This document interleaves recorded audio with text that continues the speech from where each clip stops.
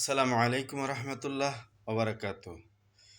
আজকে আপনাদের সামনে আমি একটি ভিডিও নিয়ে এসেছি। ভিডিওটি আপনারা একটু মনোযোগ সহকারে দেখবেন। ভিডিওটির বিষয়বস্তু বা বিষয় হলো সূরা ফাতিহা। আপনারা যারা আমরা মুসলমান আছি, দিন ইসলামকে বিশ্বাস করি, আল্লাহ রাসূলকে বিশ্বাস করি, তারা প্রত্যেক মানুষই আমাদের সূরা ফাতিহা জানা খুবই জরুরি দরকার। এবং সূরা ফাতিহার কিছু জরুরি আমলও আছে, সেগুলি সম্বন্ধে ছোট্ট করে আলোচনা করব। আপনারা আমার ভিডিওটি একটু দেখবেন এবং শেয়ার করে দেবেন। আপনারা অনেকে হয়তো জানেন, সূরা ফাতিহার নাম হলো, দ্বিতীয় নাম হলো উম্মুল কোরআন।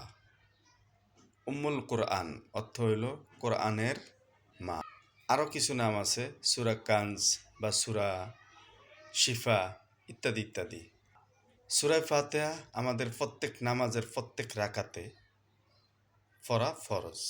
যদি আপনি বলেন আপনি সুন্নত নামাজ আদায় করতেছেন, তাহলে সুন্নত নামাজের ভিতরে রাকাতে সূরা ফাতিহা পড়া ফরজ। নামাজ সুন্নত হোক, কিন্তু সূরা ফাতিহা পড়ে নামাজ আদায় করা সুন্নত। যদি কেউ ফরজ, যদি কেউ সূরা ফাতিহা পাঠ না করে কোনো নামাজ আদায় করে, তাহলে তার নামাজ কশিনকালও হবে না। এই সূরার পার্থিব কিছু উপকারিতা আছে।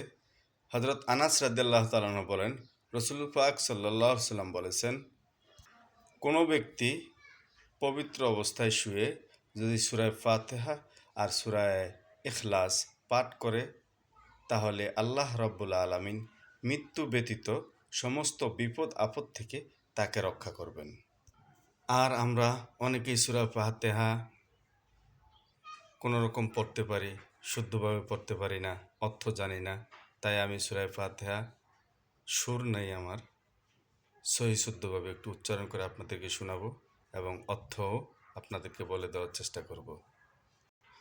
বিসমিল্লাহির রহমানির রহিম, আলহামদুলিল্লাহি রব্বিল আলামিন।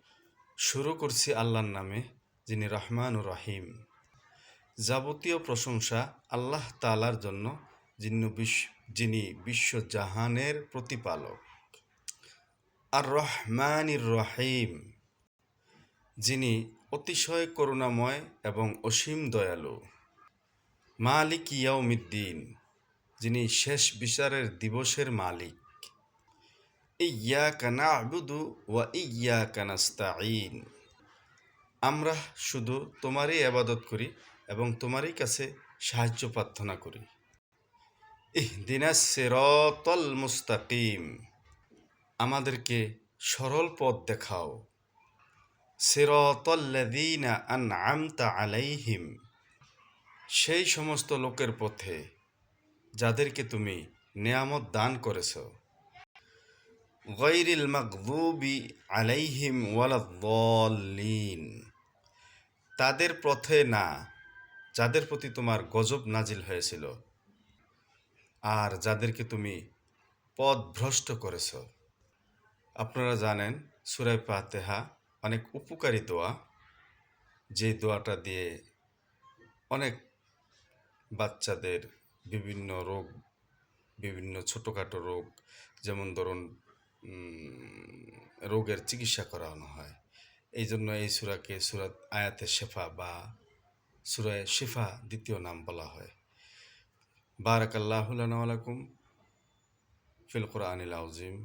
যেতটুকু বলেছি, এতটুকু যদি ভালো লাগে কারো, তাহলে আমার ভিডিওটি একটু শেয়ার করবেন, এই কামনাই আপনাদের জন্য, যেন অন্য মানুষ শুনতে পারে। কারণ হাজারো মানুষ আমাদের দেশে আছেন, হাজারো লোক আছেন, কোটি কোটি মুসলমান, তো অনেক মুসলমানই জানেন না সূরা ফাতিহা কী জিনিস বা সূরা কী জিনিস বা সূরা ফাতিহা কী কাজে লাগে। তো সুতরাং একটু যদি উপকার কারো হয়, তা আপনার শেয়ারের মাধ্যমে, তাহলে আল্লাহ রাব্বুল আলামিন আপনাকেও নেক দান করবেন, আমাকেও নেক দান করবেন। আমিন।